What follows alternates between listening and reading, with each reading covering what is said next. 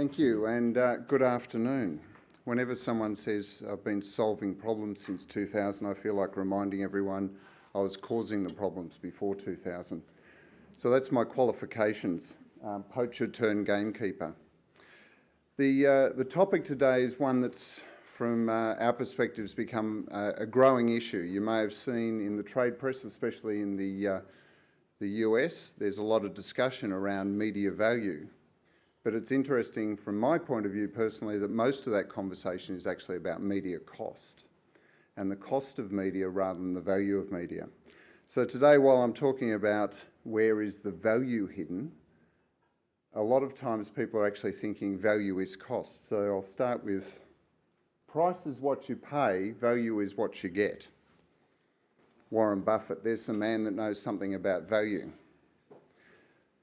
The problem is that when we talk about media, it's often the conversation is the price of media. Most of the focus from our practice is when we're talking about media, and especially with the procurement teams, is are we paying the right price, not are we getting the right value. So when we're talking about the concept of a value chain in media, what do we actually mean? I mean, some of the biggest projects that we get is benchmarking media buying, auditing media buying, and yet it's a totally historical process. It's about looking at what you spent in the last 12 months and determining did you pay the right price. But media auditing and media benchmarking will never tell you if you're getting good value. And yet we're seeing a growth in this area as people are under more and more pressure. They're defaulting away from value towards price. So what is media value chain? I thought I'd break it down to simple basics. You're a company, you invest money in media to place your messages in front of a particular target audience, hoping like hell that that will generate a bigger return on that investment. That's actually media value. Media value is not what you pay for the media. Media value is the value that that's created. And I think a lot of people lose sight of that, because it's the second part of this equation that traditionally people have found very difficult to actually solve. It's very easy to know what you spent on media. In fact, I often laugh when we talk to marketers and procurement about what their spend is. They can tell me within a cent how much was spent on media, but when I ask about what was the quantity or quality of that media, it's often a mystery. And then if I ask what was the return on that investment, there's a completely blank look. So it's very hard to talk about value if all you're ever looking at is price. So why is that? Well, the problem is there's complexity, huge complexity in the media value chain. The first point is that there's no one usually within an organisation or within the whole process in that chain that has a whole view of business. The first thing is that almost invariably the investment, the media investment, is outsourced to a third party called a media agency to actually do that investment. And then the results return back within the organisation, and already that leap, that break in the media value chain causes problems. So this fragmentation of media channels, this fragmentation of the process itself, means that when we talk about value, almost invariably people then default to price.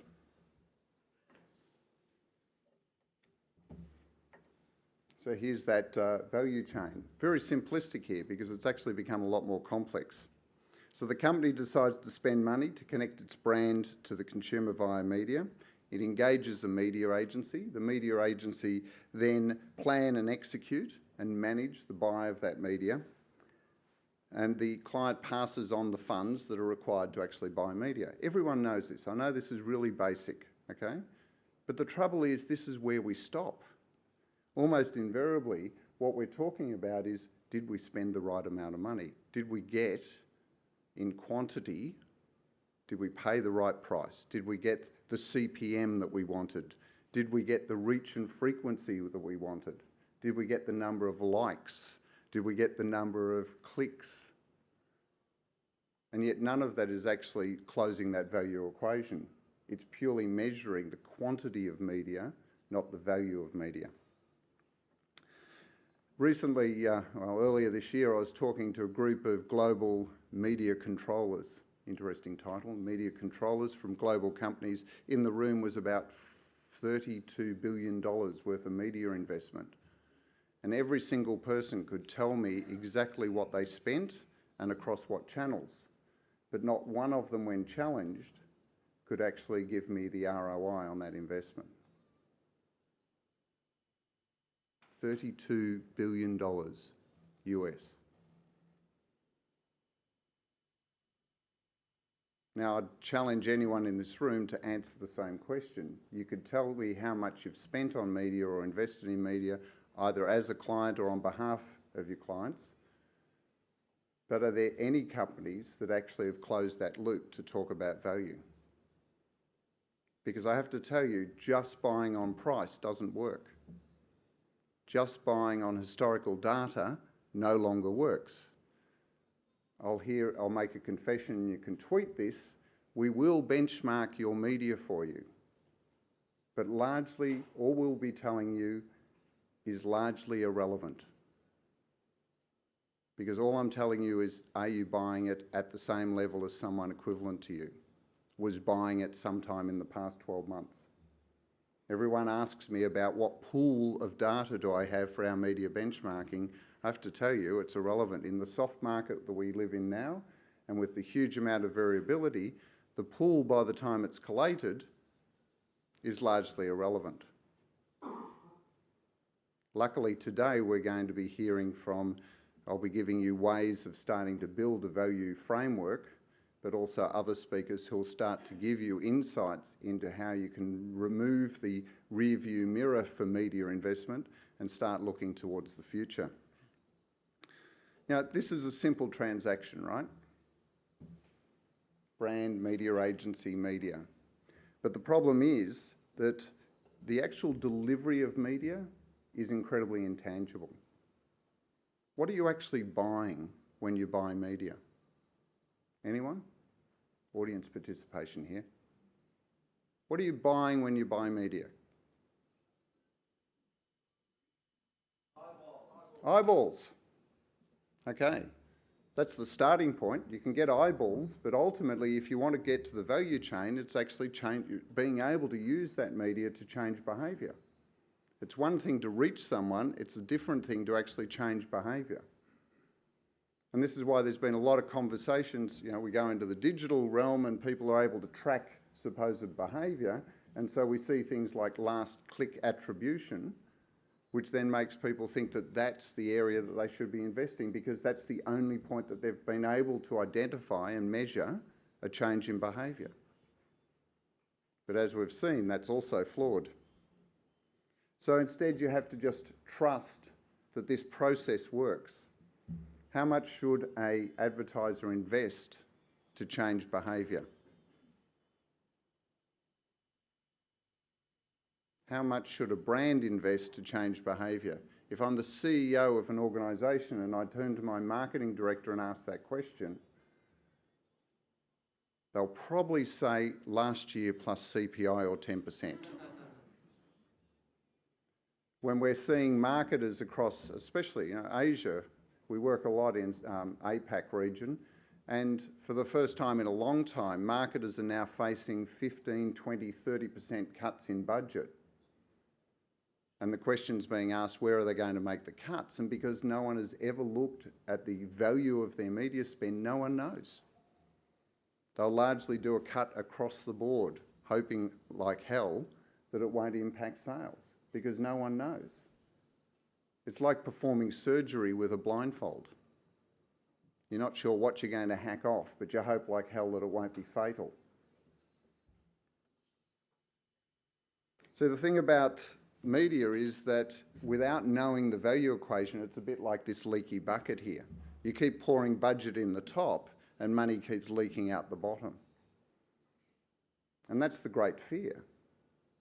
I mean, anyone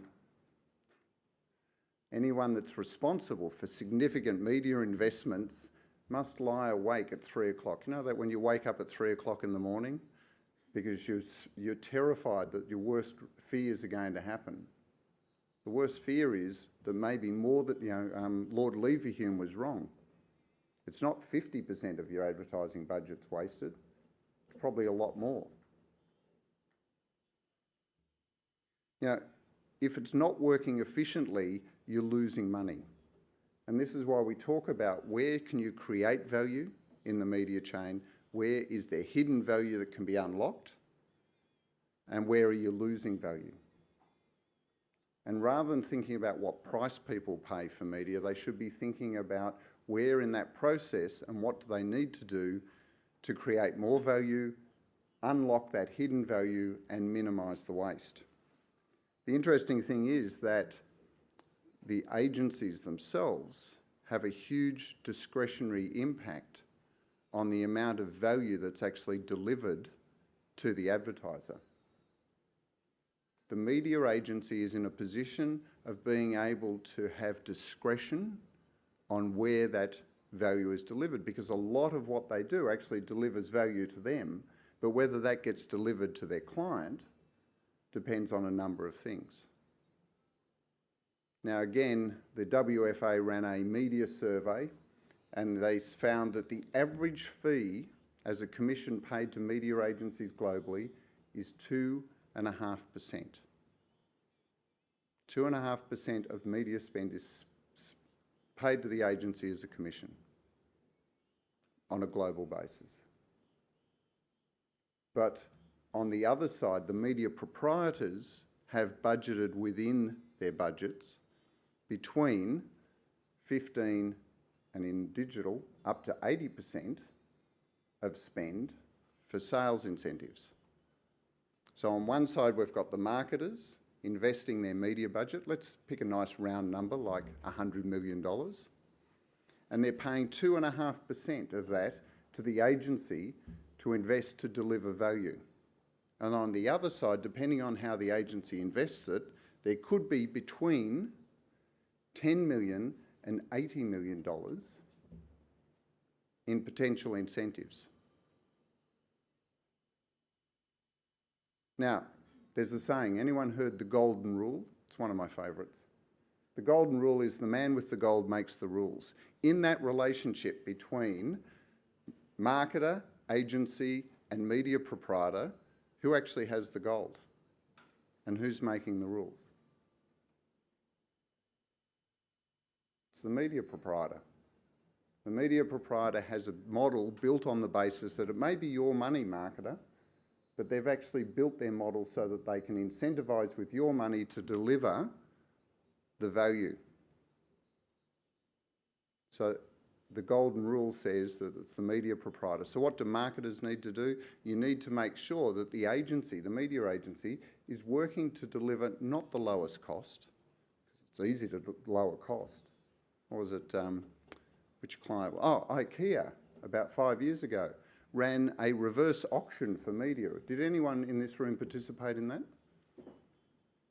Yeah, they put it online and you bid down on CPM. What a great way to actually select a media agency. Who will deliver the lowest CPM? I'm sure that whoever won that tender process, that reverse auction, was the one that was going to deliver their client all of the inventory that no one else wanted. So that's great value for money. So how do you actually get more than your fair share of media? The first is understanding where value is created. The first place it's created is in negotiation. The media agencies have relationships with the media proprietors and they leverage those to deliver value. So there's already, we can see that there's a step here where value is delivered to the media agency. But as I've said to a lot of clients, just buying cheap isn't buying smart. You can buy the cheapest inventory available, but if it's not the right inventory, then there's no value in it. So the next part is getting really smart analytics and planning and strategy to ensure that the media is actually being bought in the right area.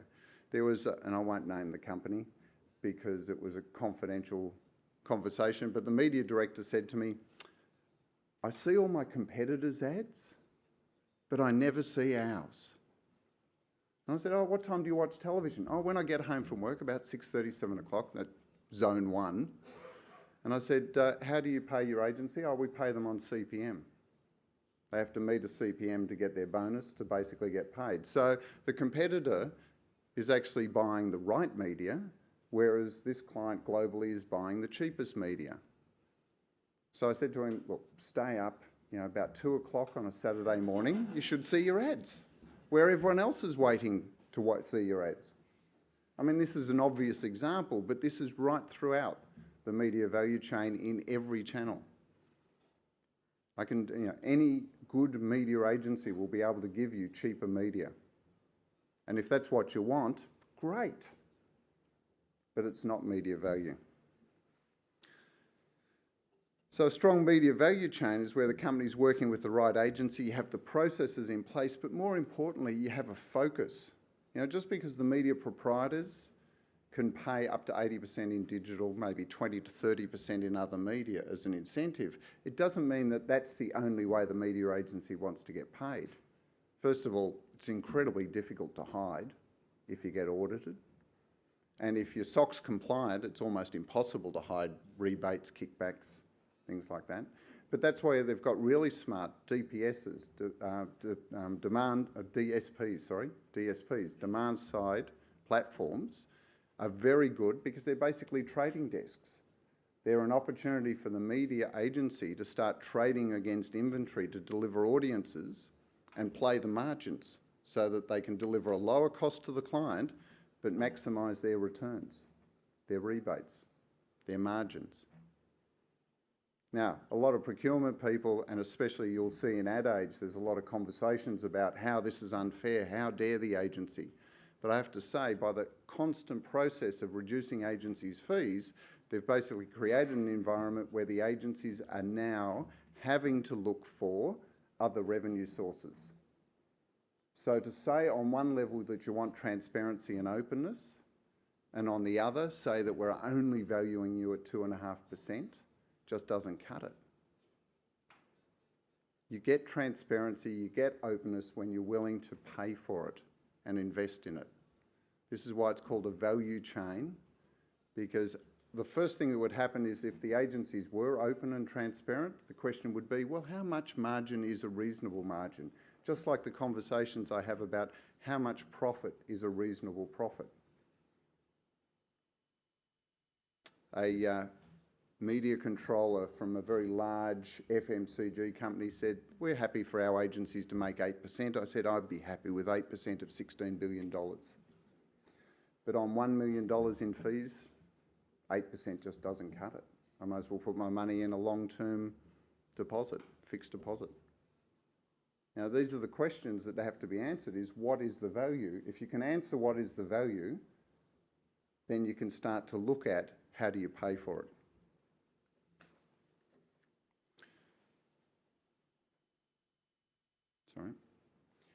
So where is media value hidden? Well, it is this lack of transparency. There is value out there. There is value right through the media supply chain, the media value chain.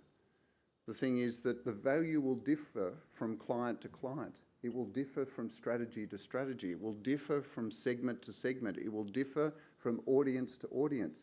It will differ from brand maturity to brand maturity and from market to market. In every area, the value will actually be related to what is the task that the media is meant to deliver.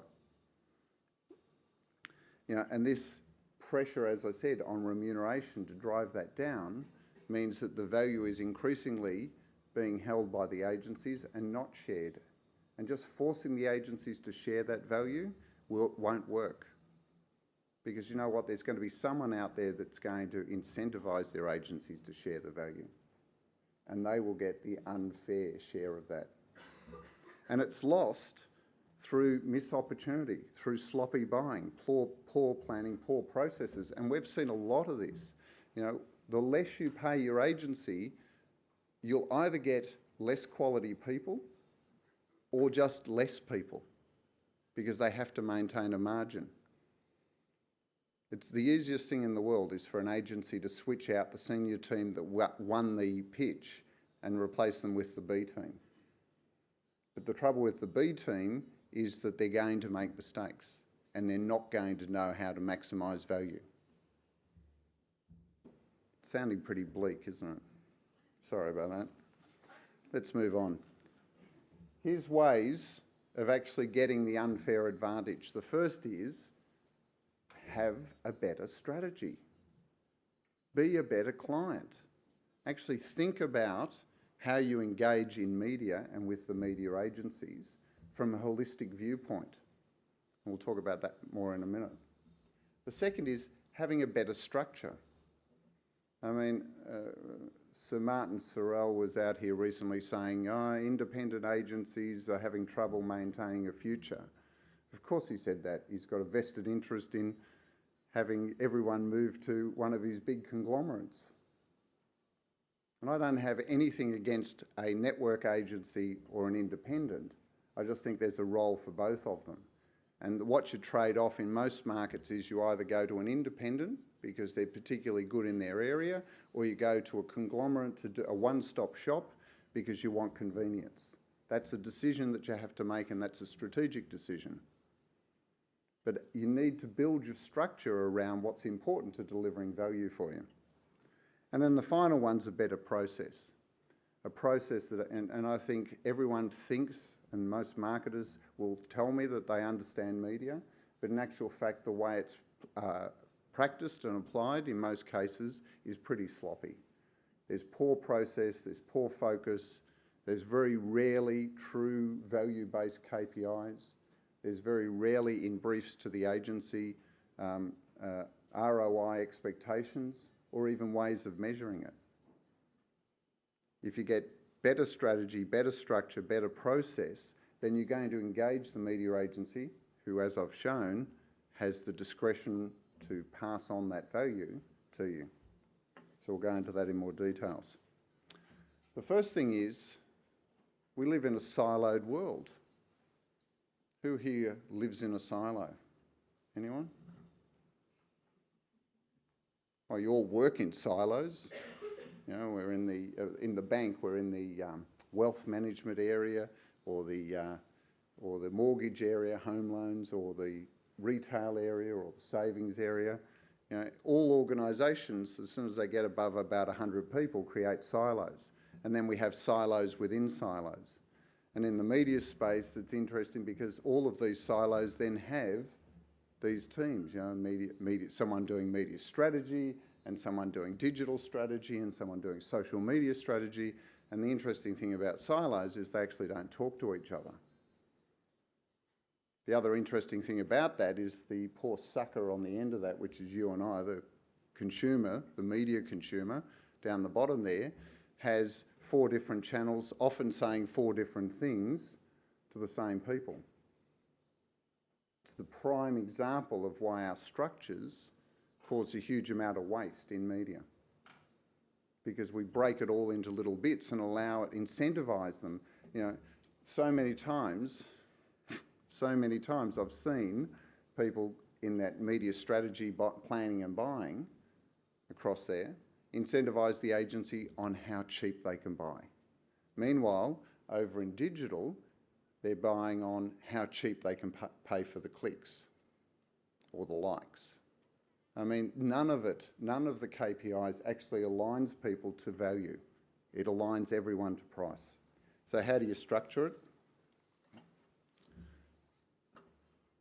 Think of the big X.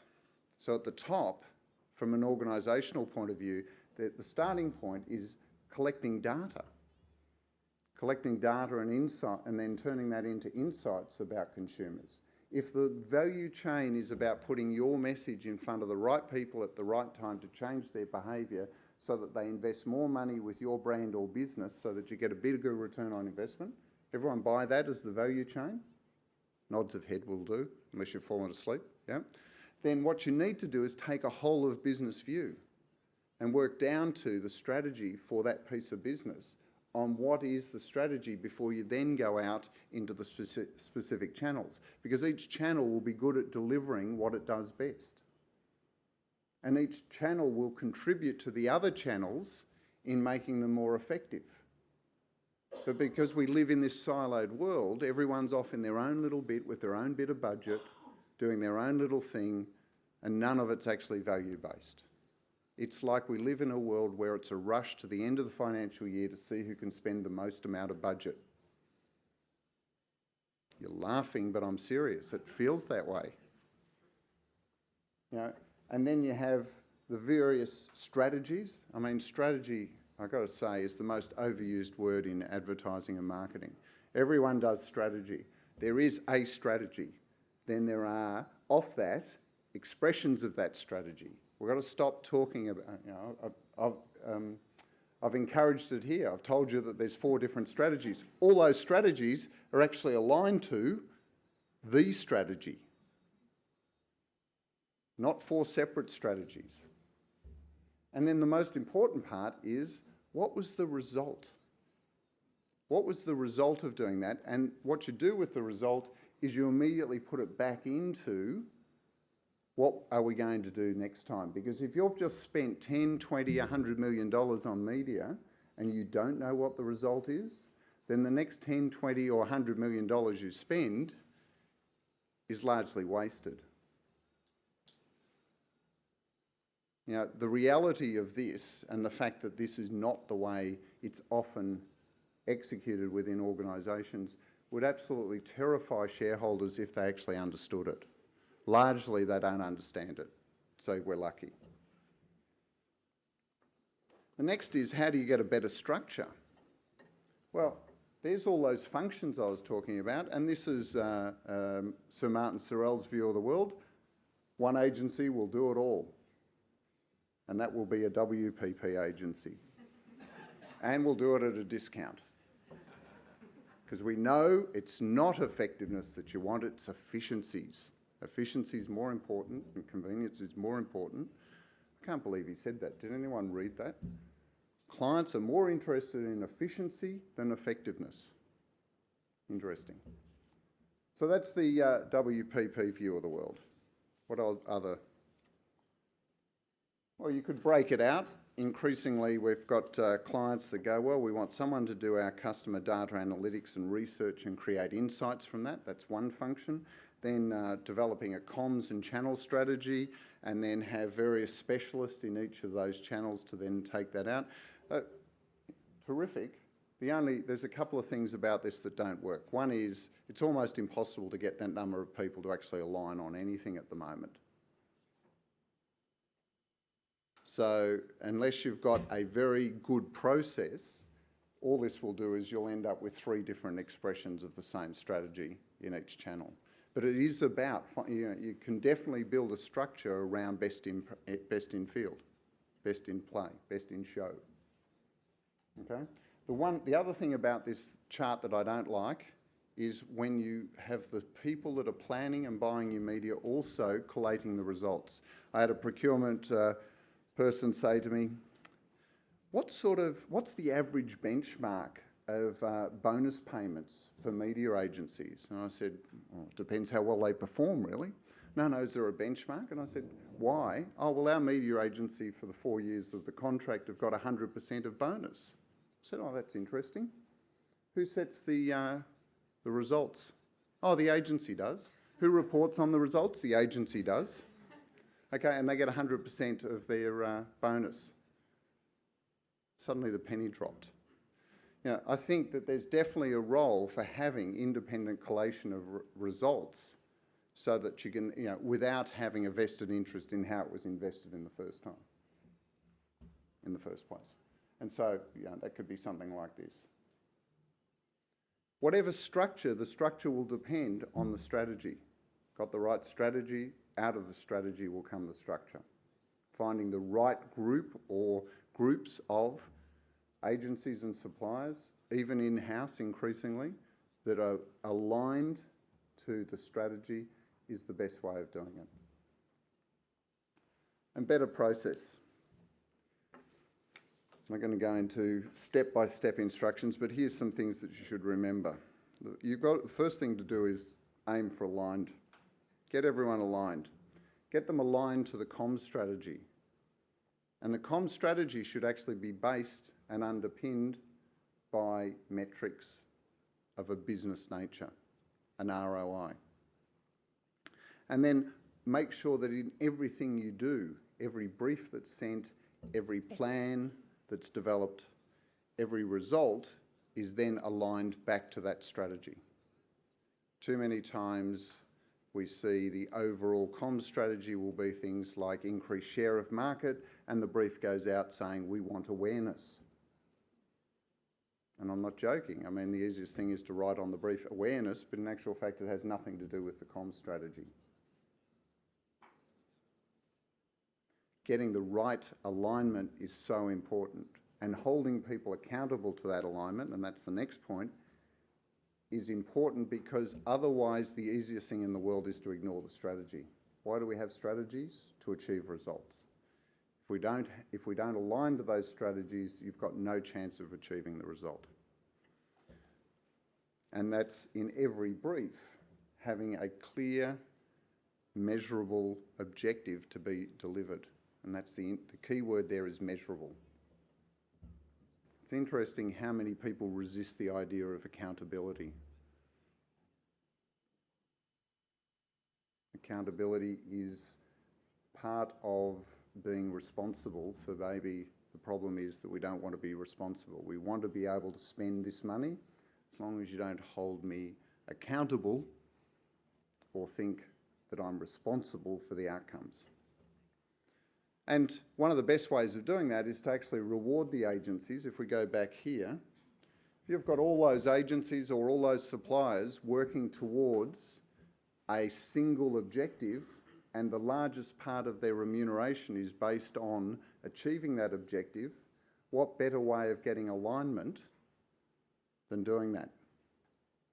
Rather than having the media agency bonused on their CPM, the digital agency bonused on their clicks, the social agency bonused on the number of comments on the Facebook page, actually turn it around and have everyone thinking about how they can use their particular channel within the strategy to deliver, my God, value. Okay, so I'll just wrap it up now. I've had my little bit of soapbox for the afternoon. First thing I'd say to everyone is if you work in media, or you have a media budget, you have to stop thinking about the cost of media and start focusing on the value. If you cannot answer the value equation, then you need to work towards finding the value equation. I'm sure the rest of the afternoon you'll hear some very insightful and interesting ways of doing that. But you need to think of media as value.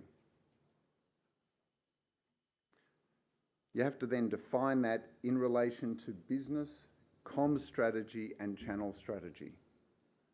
It's no point having a business strategy that's not then aligned, the comms strategy not aligned to your business strategy. At the end of the day, we are in this business to create value.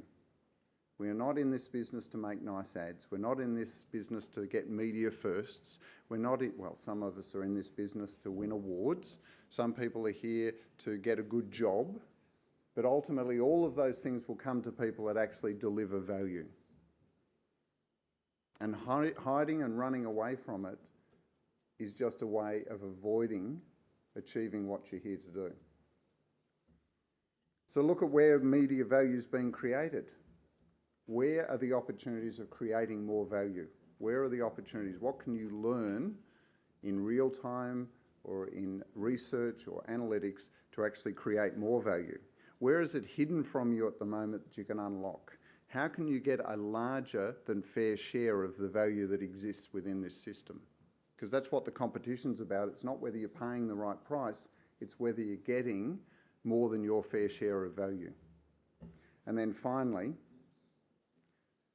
make sure that you minimise the amount of value that's being lost, because basically your processes are letting you down. Optimise your process, engage and focus all of the stakeholders and reward them for the value that's created. Unless we move away from a cost-based system to a value-based system, all we'll see is diminished budgets, reduced budgets, greater pressure on fees, to the point that there'll really be no point getting up in the morning, especially if you're Linda Evangelista, who famously said, "I don't get out of bed for less than 10 grand." Thank you.